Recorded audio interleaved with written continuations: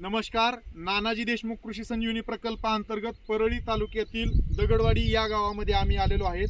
या ठिकाणी बेड तयार करणे आणि बेड तयार करून त्यावर टोकन यंत्राच्या सहाय्यानं सोयाबीनची लागवड करण्याचं हे हवामान अनुकूल तंत्रज्ञान शेतकरी महोदयांनी जे आहे ते अवलंबलेलं आहे आणि त्यांचंच पाहून इतर शेतकऱ्यांनी सुद्धा त्याचा अवलंब केलेला आहे. तर त्या शेतकरी महोदयांचे काय अनुभव आहेत तर ते आपण जाणून घेणार आहेत. ताई नमस्कार. नमस्कार. तुमचं पूर्ण नाव सांगा मोठ्यानं आणि तुमच्या गावाचं नाव सांगा. माझं नाव छाया राधाकिसन यमगर हा. आणि माझ्या गावाचं नाव दगडवाडी.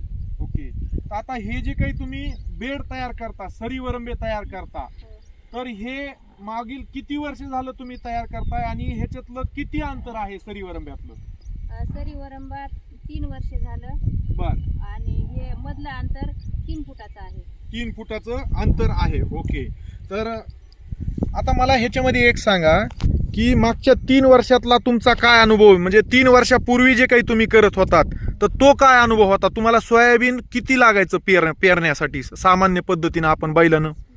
3 वर्षापूर्वी मला 3 बॅग सोयाबीन पेरणीसाठी लागत होतं. किती एकर क्षेत्रासाठी? 2.5 एकरसाठी 3 बॅग. मग एक बॅग किती किलोची होती? 25 किलोची एक बॅग. ओके. तर असं 2.5 एकरासाठी 75 किलो तुम्हाला लागायचं बियाणं. आणि माल पण होत नव्हता. बर. त्यानंतर मी काही व्हिडिओ बघितले, प्रशिक्षण काही घेतलं, नंतर सरीवर पेरणी सुरुवात केली. तर मी पहिल्या वर्षी 2 फुटाची सरी केली. तर 2 फुटाची सरी केल्यामुळं बी जास्त लागला आणि माल कमी झाला. तिथून पुढे मी 3 फुटाची सरी घेते आणि टोकन पद्धतीने पेरते. तर मला 25 किलो बी लागते 2.5 एकरला. म्हणजे आधी पारंपरिक पद्धतीनं 75 किलो बियाणं लागायचं. हो. त्याच्यावर डायरेक्ट आता किती लागायलंय? 2.5 एकराला 25 किलो. 25 किलो. हो. म्हणजे 50 किलो बियाण्याची बचत झाली तुमची. हो. मग आता ह्या 50 किलोचा जर हिसाब केला आपण पैशामध्ये तर किलोचं 1 किलो बियाणं कमीत कमी आपल्याला 100 रुपयाला पडतंय. हो. तर किती रुपयांची बचत झाली आपली? माझी 5,000ची बचत झाली. 5,000 रुपयांची बियाण्याची बचत झाली. बियाणाची. बरोबर आहे. हा. हो. आणि उत्पादनामध्ये तुम्ही म्हणताय काय फरक पडला? आधी पारंपरिक पद्धतीनं नुसते यालासारखं सोयाबीन येत होतं म्हणलात तुम्ही, दाट बर्फ व्हायचा. दाट बरफ, त्याच्यामध्ये इचुकाळा, हो. ह्या सगळ्या गोष्टी. तर आता ही जी काही म्हणजे ह्या बेडवर तुम्ही लागवड केली तर ह्यानं काय तुम्हाला फायदे झाले? हे ना, एकतर खुरपायला मजूर लावायची गरज पडत नाही. बर. औषध फवारणीसाठी कमी लागतंय. हो. काढणीसाठी मजूर पण कमी लागतंय आणि मला माल पण भरपूर होते. बर. आता त्या तुलनेत जुन्या ह्याच्यामध्ये एकरी किती तुम्हाला क्विंटल सोयाबीन व्हायचं? 15 पोते सोयाबीन होत होते पूर्ण शेतामध्ये का? पूर्ण शेतात. आणि आता किती पोते सोयाबीन होते 2.5 एकरात? आता 27-28 पोते सोयाबीन होते. 27-28 म्हणजे 15 दुनी 30चा जर हिसाब केला तर दुपटीनं उत्पादन वाढलं तुमचं. हो.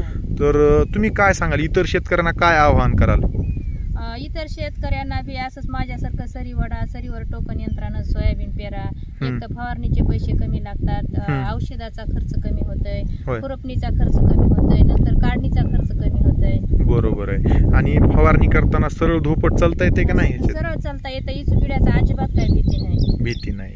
तर शेतकरी बांधवांनो, अशाच पद्धतीनं ह्या ताईंचं जे आहे ते अनुभव लक्षात आल्याच्या नंतर त्यांच्या जाऊबाई या ठिकाणी आहेत. तर त्यांनी सुद्धा यावर्षी हे जे शेत पाहतोय आपण, तर त्यांनी त्यांच्या या क्षेत्रामध्ये सरी वरंब्याचा जे आहे ते अवलंब केला आहे. काकू काय सांगाल? तुमचं पूर्ण नाव सांगा आणि काय तुम्ही नवीन प्रयोग केला यावर्षी तुमच्या जाऊबाईंचं बघून? माझं नाव अनिता हनुमंत यमगर. आणि त्यानं सरी पाळली म्हणून आम्ही सरी यंदा पाळलं. वर्ष होय. आम्ही बैलानं पेरतात. बर बर. मग यंदा म्हणलं त्याचं चांगलं आलं, माल चांगला झाला, होय. हिरवगार दिसायलंय. ओके. म्हणून मग आम्ही म्हणलं आम्ही बी यंदा करून बघावं. होय होय होय.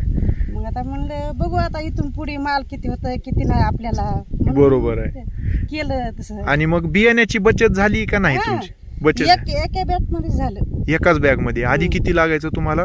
आधी 2 बॅगी. 2 बॅगी लागायच्या. ओके. तर बघा शेतकरी बांधवांनो, अशा पद्धतीनं म्हणजे अनुकरण शेतकऱ्याचं अशा पद्धतीचं अनुकरण करतायत आणि त्या ठिकाणी जे आहे ते आपलं उत्पादन वाढीसाठी प्रयत्न करतायत. तर नानाजी देशमुख कृषी संजीवनी प्रकल्पाअंतर्गत सर्व शेतकऱ्यांना आवाहन राहील की आपणही या ताईंनी जशा पद्धतीनं ह्या तंत्रज्ञानाचा अवलंब केला आणि उत्पादन वाढीसाठी त्या जे आहे ते प्रयत्न करतायत, तर इतर शेतकऱ्यांनी सुद्धा या तंत्रज्ञानाचा अवलंब करावा.